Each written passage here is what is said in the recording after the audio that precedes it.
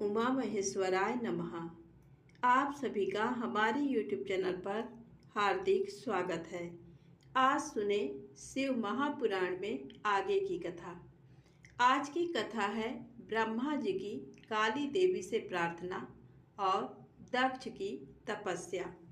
ब्रह्मा जी कहने लगे कि जब भगवान विष्णु वहाँ से चले गए तो मैं देवी दुर्गा का स्मरण करने लगा और उनकी स्तुति करने लगा। मैंने माँ जगदम्बा से यही प्रार्थना की कि वे मेरा मनोरथ पूर्ण करें। वे पृथ्वी पर अवतरित होकर भगवान शिव का वरण कर उन्हें विवाह बंधन में बांधे। मेरी अनन्य भक्ति स्तुति से प्रसन्न हो योग निद्रा चामुंडा मेरे सामने प्रकट हुई। उनकी कज्जल सी कांति रूप सुंदर और दिव्य था। वे 4 भुजाओं वाले शेर पर बैठी थी। उन्हें सामने देख मैंने उनको अत्यंत नम्रता से प्रणाम किया और उनकी पूजा उपासना की। तब मैंने उन्हें बताया कि देवी भगवान शिव रुद्र रूप में कैलाश पर्वत पर निवास कर रहे हैं। वे समाधि लगाकर तपस्या में लीन हैं। वे पूर्ण योगी हैं। भगवान रुद्र ब्रह्मचारी हैं और वे गृहस्थ जीवन में प्रवेश नहीं करना चाहते। वे विवाह नहीं करना चाहते, अतः आप उन्हें मोहित कर उनकी पत्नी बनना स्वीकार करें। हे देवी, स्त्री के कारण ही भगवान शिव ने मेरा मजाक उड़ाया है और मेरी निंदा की है। इसलिए मैं भी उन्हें स्त्री के लिए आसक्त देखना चाहता हूँ। देवी, आपके अलावा कोई भी इतना शक्तिशाली नहीं है कि वह भगवान शंकर को मोह में डाले। मेरा आपसे अनुरोध है कि आप प्रजापति दक्ष के यहाँ उनकी कन्या के रूप में जन्म लें और भगवान शिव का वरण कर उन्हें गृहस्थ आश्रम में प्रवेश कराएं। देवी चामुंडा बोली, हे ब्रह्मा, भगवान शिव तो परम योगी हैं। भला उनको मोहित करके तुम्हें क्या लाभ होगा? इसके लिए तुम मुझसे क्या चाहते हो? मैं तो हमेशा से ही उनकी दासी हूँ। उन्होंने अपने भक्तों का उद्धार करने के लिए ही रुद्र अवतार धारण किया है। ये कहकर वे शिव जी का स्मरण करने लगी। फिर वे कहने लगी कि ये तो सच है कि कोई भगवान शिव को मोह माया के बंधनों में नहीं बांध सकता। इस संसार में कोई भी शिव जी को मोहित नहीं कर सकता। मुझ में भी इतनी शक्ति नहीं है कि उन्हें उनके कर्तव्य पद से विमुख कर सकूं। फिर भी आपकी प्रार्थना से प्रसन्न होकर मैं इसका प्रयत्न करूंगी, जिससे भगवान शिव मोहित होकर विवाह कर लें। मैं सती रूप धारण कर पृथ्वी पर अवतरित होंगी। ये कहकर देवी वहां से अंतर्धान हो गई। नारद जी ने पूछा, हे ब्रह्मा जी, उत्तम व्रत का पालन करने वाले प्रजापति दक्ष ने तपस्या करके देवी से कौन सा वरदान प्राप्त किया और वे किस प्रकार दक्ष की कन्या के रूप में जन्मी? ब्रह्मा जी बोले, हे नारद, मेरी आज्ञा पाकर प्रजापति दक्ष क्षीर सागर के उत्तरी तट पर चले गए। वे उसी तट पर बैठकर देवी उमा को अपनी पुत्री के रूप में प्राप्त करने के लिए उन्हें हृदय से स्मरण करते हुए तपस्या करने लगे। मन को एकाग्र कर प्रजापति दक्ष दृढ़ता से कठोर व्रत का पालन करने लगे। उन्होंने 3000 दिव्य वर्षों तक घोर तपस्या की। वे केवल जल और हवा ही ग्रहण करते थे। तत्पश्चात देवी जगदम्बा ने उन्हें प्रत्यक्ष दर्शन दिए। कालिका देवी अपने सिंह पर विराजमान थी। उनकी श्यामल कांति व मुख अत्यंत मोहक था। उनकी 4 भुजाएं थीं। वे एक हाथ में वरद, दूसरे में अभय, तीसरे में नीलकमल और चौथे हाथ में खड्ग धारण किए हुए थीं। उनके दोनों नेत्र लाल थे और केश लंबे व खुले हुए थे। देवी का स्वरूप बहुत ही मनोहारी था। उत्तम आभा से प्रकाशित देवी को दक्ष और उनकी पत्नी ने श्रद्धा पूर्वक नमस्कार किया।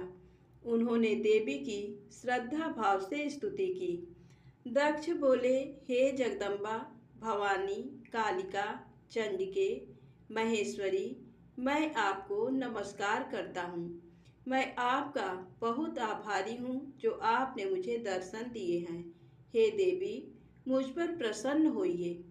ब्रह्मा जी ने कहा, हे नारद, देवी जगदम्बा ने स्वयं ही दक्ष के मन की इच्छा जान ली थी। वे बोली, दक्ष, मैं तुम्हारी तपस्या से बहुत प्रसन्न हूँ।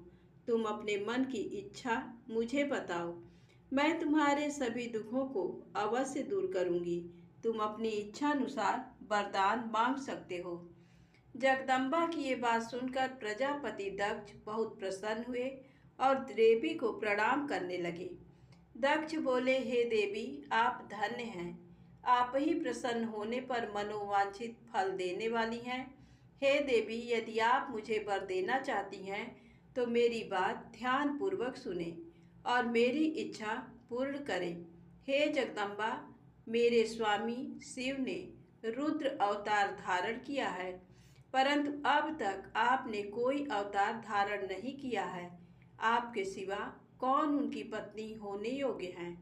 अतः हे देवी, आप मेरी पुत्री के रूप में धरती पर जन्म लें और भगवान शिव को अपने रूप लावण्य से मोहित करें। हे जगदम्बा, आपके अलावा कोई भी शिव जी को कभी मोहित नहीं कर सकता। इसलिए आप हर मोहिनी अर्थात भगवान को मोहने वाली बनकर संपूर्ण जगत का हित कीजिए। यही मेरे लिए वरदान है। दक्ष का ये वचन सुनकर जगदम्बिका हंसने लगी और मन में भगवान शिव का स्मरण कर बोली, हे प्रजापति दक्ष, तुम्हारी पूजा आराधना से मैं प्रसन्न हूँ। तुम्हारे वर के अनुसार मैं तुम्हारी पुत्री के रूप में जन्म लूँगी। तत्पश्चात बड़ी होकर मैं कठोर तप द्वारा महादेव जी को प्रसन्न कर उन्हें पति रूप में प्राप्त करूँगी। मैं उनकी दासी हूँ। प्रत्येक जन्म में शिव शंभु ही मेरे स्वामी होते हैं। अतः मैं तुम्हारे घर में जन्म लेकर शिवा का अवतार धारण करूँगी। अब तुम घर जाओ, परंतु एक बात हमेशा याद रखना, जिस दिन तुम्हारे मन में मेरा आदर कम हो जाएगा, उसी दिन मैं अपना शरीर त्याग कर अपने स्वरूप में लीन हो जाऊंगी। ये कहकर देवी जगदम्बिका वहाँ से अंतर ध्यान हो गई। अतः प्रजापति दक्ष सुखी मन से घर लौट आए। ब्रह्मा जी कहते हैं, हे नारद, प्रजापति दक्ष देवी का वरदान पाकर अपने आश्रम में लौट आए। मेरी आज्ञा पाकर प्रजापति दक्ष मानसिक सृष्टि रचना करने लगे, परंतु फिर भी प्रजा की संख्या में वृद्धि होती न देखकर वे बहुत चिंतित हुए और मेरे पास आकर कहने लगे, हे प्रभो, मैंने जितने भी जीवों की रचना की है वे सभी उतने ही रह गए, अर्थात उनमें कोई भी वृद्धि नहीं हो पाई। हे तात, मुझे कृपा कर ऐसा कोई उपाय बताइए जिससे वे जीव अपने आप बढ़ने लगें। ब्रह्मा जी बोले, प्रजापति दक्ष, मेरी बात ध्यान पूर्वक सुनो। तुम त्रिलोकीनाथ भगवान शिव की भक्ति करते हुए ये कार्य संपन्न करो। वे निश्चय ही तुम्हारा कल्याण करेंगे। तुम प्रजापति बीरड़ की परम सुंदरी पुत्री असिकनी से विवाह करो और स्त्री के साथ मैथुन धर्म का आश्रय लेकर प्रजा बढ़ाओ। असिकनी से तुम्हें बहुत सी संतानें प्राप्त होंगी। मेरी आज्ञा के अनुसार दक्ष ने बीरड़ की पुत्री असिकनी से विवाह कर लिया। उनकी पत्नी के गर्भ से उन्हें 10,000 पुत्रों की प्राप्ति हुई। ये हरियश्व नाम से जाने गए। सभी पुत्र धर्म के पथ पर चलने वाले थे। एक दिन अपने पिता दक्ष से उन्हें प्रजा की सृष्टि करने का आदेश मिला। तब इस उद्देश्य से तपस्या करने के लिए वे पश्चिम दिशा में स्थित नारायण सर नामक तीर्थ पर गए। वहाँ सिंधु नदी व समुद्र का संगम हुआ है। उस पवित्र तीर्थ के जल के स्पर्श से उनका मन उज्ज्वल और ज्ञान से संपन्न हो गया। वे उसी स्थान पर प्रजा की वृद्धि के लिए तप करने लगे। नारद, इस बात को जानने के बाद तुम श्री हरि विष्णु की इच्छा से उनके पास गए और बोले, दक्ष पुत्र हर्यश्वगण, तुम पृथ्वी का अंत देखे बिना सृष्टि की रचना करने के लिए कैसे उद्यत हो गए। ब्रह्मा जी बोले, हर्यश्व बड़े ही बुद्धिमान थे। वे तुम्हारा प्रश्न सुनकर उस पर विचार करने लगे। वे सोचने लगे कि जो उत्तम शास्त्र रूपी पिता के निवृत्ति परक आदेश को नहीं समझता, वह केवल रजोगुण पर विश्वास करने वाला पुरुष सृष्टि निर्माण का कार्य कैसे कर सकता है। इस बात को समझकर वे नारद जी की परिक्रमा करके ऐसे रास्ते पर चले गए जहाँ से वापस लौटना असंभव है। जब प्रजापति दक्ष को ये पता चला कि उनके सभी पुत्र नारद से शिक्षा पाकर मेरी आज्ञा को भूलकर ऐसे स्थान पर चले गए जहाँ से लौटा नहीं जा सकता, तो दक्ष इस बात से बहुत दुखी हुए। वे पुत्रों के वियोग को सह नहीं पा रहे थे। तब मैंने उन्हें बहुत समझाया और उन्हें सांत्वना दी। तब पुनः दक्ष की पत्नी असिकनी के गर्भ से सबलाश्व नामक एक सहस्त्र पुत्र हुए। वे सभी अपने पिता की आज्ञा को पाकर पुनः तपस्या के लिए उसी स्थान पर चले गए जहाँ उनके बड़े भाई गए थे। नारायण सरोवर के जल के स्पर्श से उनके सभी पाप नष्ट हो गए और मन शुद्ध हो गया। वे उसी तट पर प्रणव मंत्र का जाप करते हुए तपस्या करने लगे। तब नारद तुमने पुनः वही बातें जो उनके भाइयों को कही थी उन्हें भी बता दी और तुम्हारे दिखाए मार्ग के अनुसार वे अपने भाइयों के पद पर चलते ऊर्ध्व गति को प्राप्त हुए। दक्ष को इस बात से बहुत दुख हुआ और वे दुख से बेहोश हो गए। जब प्रजापति दक्ष को ज्ञात हुआ कि ये सब नारद की वजह से हुआ है तो उन्हें बहुत क्रोध आया। संयोग से तुम भी उसी समय वहां पहुंच गए। तुम्हें देखते ही क्रोध के कारण वे तुम्हारी निंदा करने लगे और तुम्हें धिक्कारने लगे। वे बोले, तुमने सिर्फ दिखाने के लिए ऋषियों का रूप धारण कर रखा है। तुमने मेरे पुत्रों को ठग कर उन्हें भिक्षुओं का मार्ग दिखाया है। तुमने लोक और परलोक दोनों के श्रेय का नाश कर दिया है। जो मनुष्य ऋषि देव और पितृगणों को उतारे बिना ही मोक्ष की इच्छा मन में लिए माता पिता को त्याग कर घर से चला जाता है, सन्यासी बन जाता है, वह अधोगति को प्राप्त हो जाता है। हे नारद, तुमने बार बार मेरा अमंगल किया है, इसलिए मैं तुम्हें शाप देता हूँ कि तुम कहीं भी स्थिर नहीं रह सकोगे। तीनों लोकों में विचरते हुए तुम्हारा पैर कहीं भी स्थिर नहीं रहेगा, अर्थात तुम्हें ठहरने के लिए सुस्थिर ठिकाना नहीं मिलेगा। नारद, यद्यपि तुम साधु पुरुषों द्वारा सम्मानित हो, परंतु तुम्हें शोकवश दक्ष ने ऐसा शाप दिया जिसे तुमने शांत मन से ग्रहण कर लिया और तुम्हारे मन में किसी प्रकार का विकार नहीं आया। ब्रह्मा जी बोले, हे मुनिराज, दक्ष के इस रूप को जानकर मैं उसके पास गया। मैंने उसे शांत करने का बहुत प्रयत्न किया और सांत्वना दी। मैंने उसे तुम्हारा परिचय दिया। दक्ष को मैंने ये जानकारी भी दी कि तुम भी मेरे पुत्र हो। तुम मुनियों में श्रेष्ठ एवं देवताओं के प्रिय हो। तत्पश्चात प्रजापति दक्ष ने अपनी पत्नी से 60 सुंदर कन्याएं प्राप्त की। तब उनका धर्म आदि के साथ विवाह कर दिया। दक्ष ने अपनी 10 कन्याओं का विवाह धर्म से, 13 कन्याओं का ब्याह कश्यप मुनि से और 27 कन्याओं का विवाह चंद्रमा से कर दिया। 2 भूतागिरस और कृशाश्व को और शेष 4 कन्याओं का विवाह तार्क्ष के साथ कर दिया। इन सबकी संतानों से तीनों लोक भर गए। पुत्र पुत्रियों की उत्पत्ति के पश्चात प्रजापति दक्ष ने अपनी पत्नी सहित देवी जगदम्बिका का ध्यान किया। देवी की बहुत स्तुति की।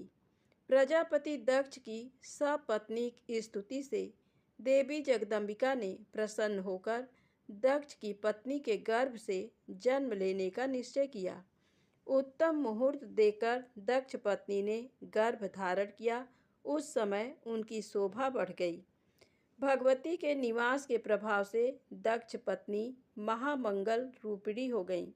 देवी को गर्भ में जानकर सभी देवी देवताओं ने जगदम्बा की स्तुति की। 9 महीने बीत जाने पर शुभ मुहूर्त देवी भगवती का जन्म हुआ। उनका मुख दिव्य आभा से सुशोभित था। उनके जन्म के समय आकाश से फूलों की वर्षा होने लगी और मेघ जल बरसाने लगे। देवता आकाश में खड़े मांगलिक ध्वनि करने लगे। यज्ञ की बुझी हुई अग्नि पुनः जलने लगी। साक्षात जगदम्बा को प्रकट हुए देखकर दक्ष ने भक्ति भाव से उनकी स्तुति की। स्तुति सुनकर देवी प्रसन्न होकर बोली, हे प्रजापते, तुम्हारी तपस्या से प्रसन्न होकर मैंने तुम्हारे घर में पुत्री के रूप में जन्म लेने का जो वर दिया था वह आज पूर्ण हो गया है। ये कहकर उन्होंने पुनः शिशु रूप धारण कर लिया तथा रोने लगी। उनका रोना सुनकर दासियां उन्हें चुप कराने हेतु वहां एकत्र हो गईं। जन्मोत्सव में गीत और अनेक वाद्य यंत्र बजने लगे। दक्ष ने वैदिक रीति से अनुष्ठान किया और ब्राह्मणों को दान दिया। उन्होंने अपने पुत्री का नाम उमा रखा। देवी उमा का पालन बहुत अच्छे तरीके से किया जा रहा था। वह बालकपन में बहुत सी लीलाएं करती थीं। देवी उमा इस प्रकार बढ़ने लगीं जैसे शुक्ल पक्ष में चंद्रमा की कला बढ़ती है। जब भी वे अपनी सखियों के साथ बैठती, वे भगवान शिव की मूर्ति को ही चित्रित करती थीं। वे सदा प्रभु शिव के भजन गाती थीं, उन्हीं का स्मरण करती और भगवान शिव की भक्ति में ही लीन रहती। ब्रह्मा जी बोले, हे नारद, एक दिन मैं तुम्हें लेकर प्रजापति दक्ष के घर पहुंचा। वहां मैंने देवी सती को उनके पिता के पास बैठे देखा। मुझे देखकर दक्ष ने आसन से उठकर मुझे नमस्कार किया। तत्पश्चात सती ने भी प्रसन्नतापूर्वक मुझे नमस्कार किया। हम दोनों वहां आसन पर बैठ गए। तब मैंने देवी सती को आशीर्वाद देते हुए कहा, सती, जो केवल तुम्हें चाहते हैं और तुम्हारी ही कामना करते हैं, तुम भी मन में उन्हीं को सोचती हो और उसी के रूप का स्मरण करती हो। उन्हीं सर्वज्ञ जगदीश्वर महादेव को तुम पति रूप में प्राप्त करो, वे ही तुम्हारे योग्य हैं। कुछ देर बाद दक्ष से विदा लेकर मैं अपने धाम को चल दिया। दक्ष को मेरी बातें सुनकर बड़ा संतोष एवं प्रसन्नता हुई। मेरे कथन से उनकी सारी चिंताएं दूर हो गईं। धीरे धीरे सती ने कुमारावस्था पार कर ली और वे युवा अवस्था में प्रवेश कर गईं। उनका रूप अत्यंत मनोहारी था।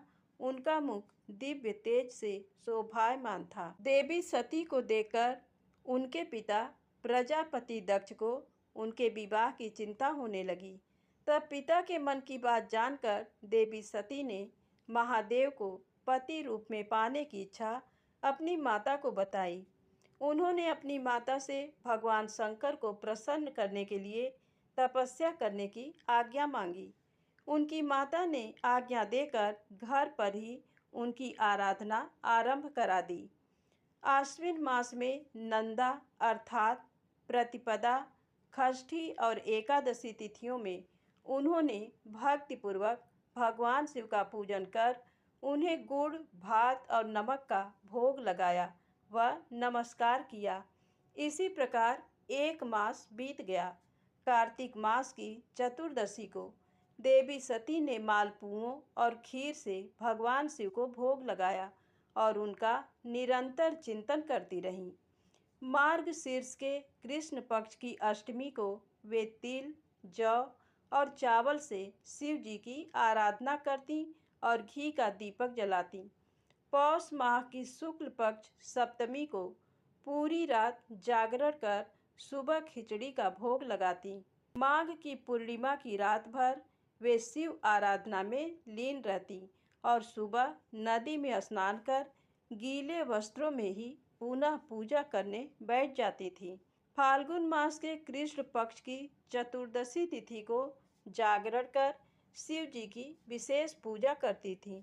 उनका सारा समय शिव जी को समर्पित था। वे अपने दिन रात शिव जी के स्मरण में ही बिताती थीं। चैत्र मास के शुक्ल पक्ष की चतुर्दशी को वे ढाक के फूलों और दौनों से भगवान की पूजा करती थीं। बैसाख माह में वे सिर्फ तिलों को खाती थीं। वे नए जौ के भात से शिव पूजन करती थीं।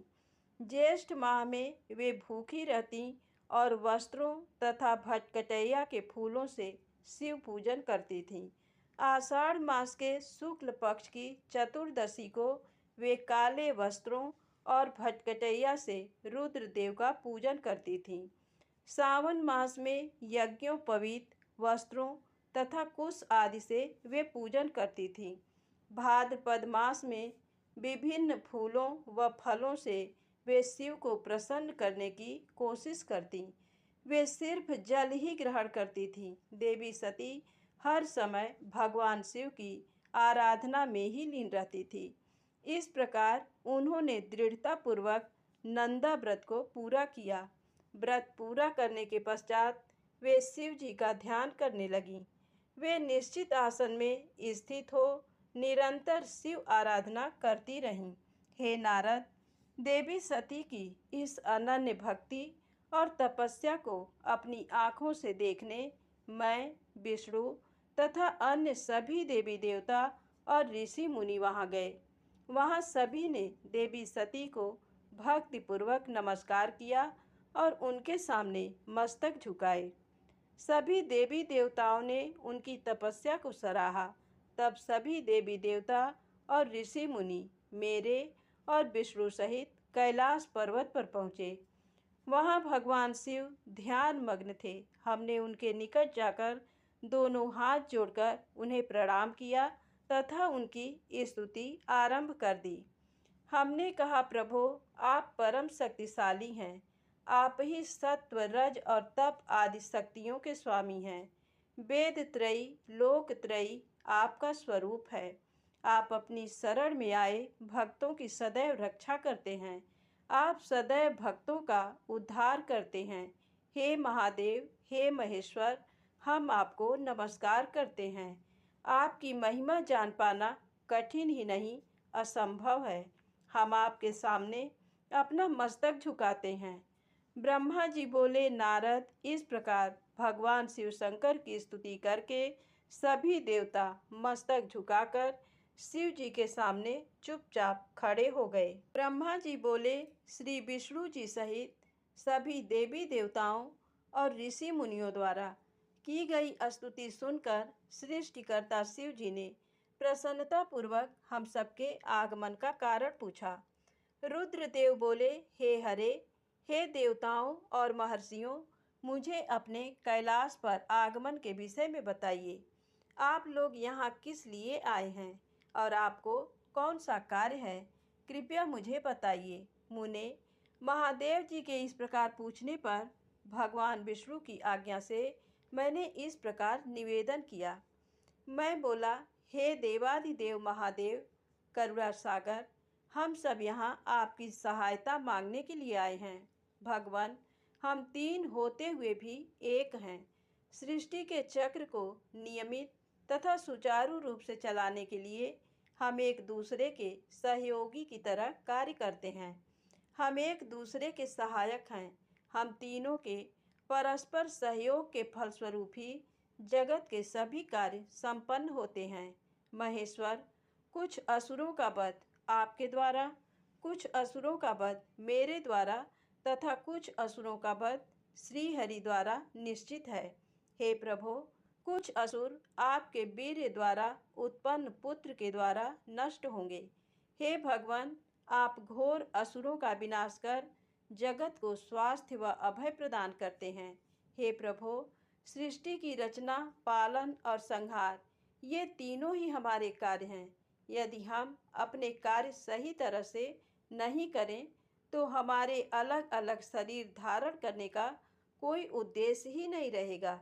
हे देव, एक ही परमात्मा महेश्वर तीन स्वरूपों में अभिव्यक्त हुए हैं। वास्तव में शिव स्वतंत्र हैं। वे लीला के उद्देश्य से सृष्टि का कार्य करते हैं। भगवान विष्णु उनके बाएं अंग से प्रकट हुए हैं और मैं उनके दाएं अंग से प्रकट हुआ हूँ। रुद्रदेव उनके हृदय से प्रकट हुए हैं, इसलिए वे ही भगवान शिव का पूर्ण रूप हैं। उनकी आज्ञा के अनुसार मैं सृष्टि की रचना और विष्णु जी जगत का पालन करते हैं।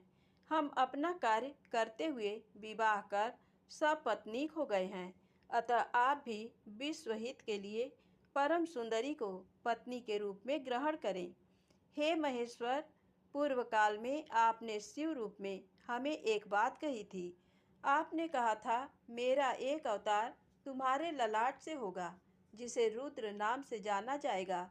तुम ब्रह्मा सृष्टिकर्ता होगे, भगवान विष्णु जगत का पालन करेंगे, मैं सगुण रुद्र रूप संहार करने वाला होऊंगा। एक स्त्री के साथ विवाह करके लोक के कार्यों की सिद्धि करूंगा। हे महादेव, अब अपनी कही बात को पूरा कीजिए। हे प्रभु, आपके बिना हम दोनों अपना कार्य करने में समर्थ नहीं हैं। अतः प्रभु, आप ऐसी स्त्री को पत्नी रूप में धारण करें जो कि लोक हित के कार्य कर सकें। भगवान, जिस प्रकार लक्ष्मी विष्णु की और सरस्वती मेरी सहधर्मिणी हैं, उसी प्रकार आप भी अपने जीवन साथी को स्वीकार कीजिए। मेरी ये बात सुनकर महादेव जी मुस्कुराने लगे और हमसे इस प्रकार बोले। उन्होंने कहा, हे ब्रह्मा, हे विष्णु, तुम मुझे सदा से अत्यंत प्रिय हो। तुम समस्त देवताओं में श्रेष्ठ तथा त्रिलोक के स्वामी हो, परंतु मेरे लिए विवाह करना उचित नहीं है। मैं सदैव तपस्या में लीन रहता हूँ। इस संसार से मैं सदा विरक्त रहता हूँ। मैं तो एक योगी हूँ जो सदैव निवृत्ति के मार्ग पर चलता है। घर गृहस्थी से भला मेरा क्या काम। मैं तो सदैव आत्मरूप हूँ जो माया से दूर है, जिसका शरीर अवधूत है, जो ज्ञानी आत्मा को जानने वाला और कामना से शून्य हो भोगों से दूर रहता है, जो अविकारी है, भला उसे संसार में स्त्री से क्या प्रयोजन है। मैं तो योग करते समय ही आनंद का अनुभव करता हूँ।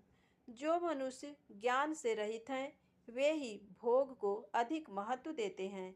विवाह एक बहुत बड़ा बंधन है, इसलिए मैं विवाह के बंधनों में बंधना नहीं चाहता। आत्मा का चिंतन करने के कारण मेरी लौकिक स्वार्थ में कोई रुचि नहीं है।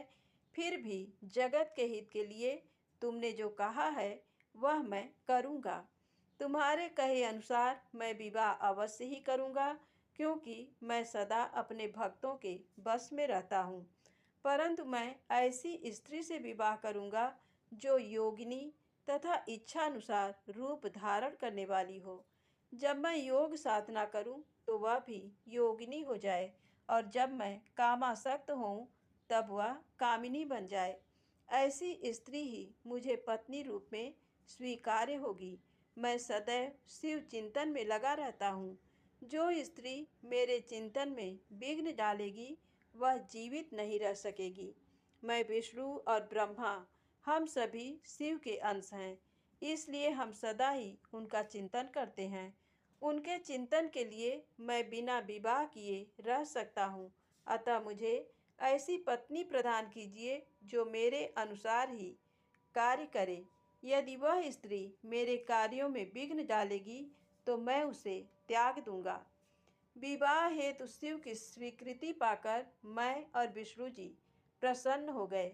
फिर मैं विनम्रता पूर्वक भगवान शिव से बोला, हे नाथ महेश्वर प्रभो, आपको जिस प्रकार की स्त्री की आवश्यकता है, ऐसी ही स्त्री के विषय में सुनो।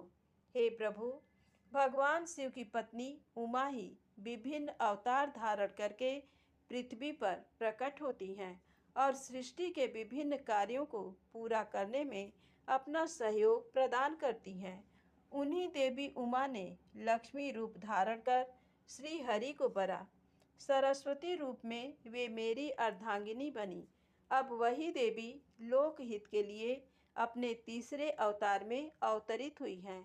उमा देवी प्रजापति दक्ष की कन्या के रूप में अवतार लेकर आपको पति रूप में पाने की इच्छा के लिए घोर तपस्या कर रही हैं। उनका नाम देवी सती है। सती ही आपकी भार्या होने की योग्य हैं।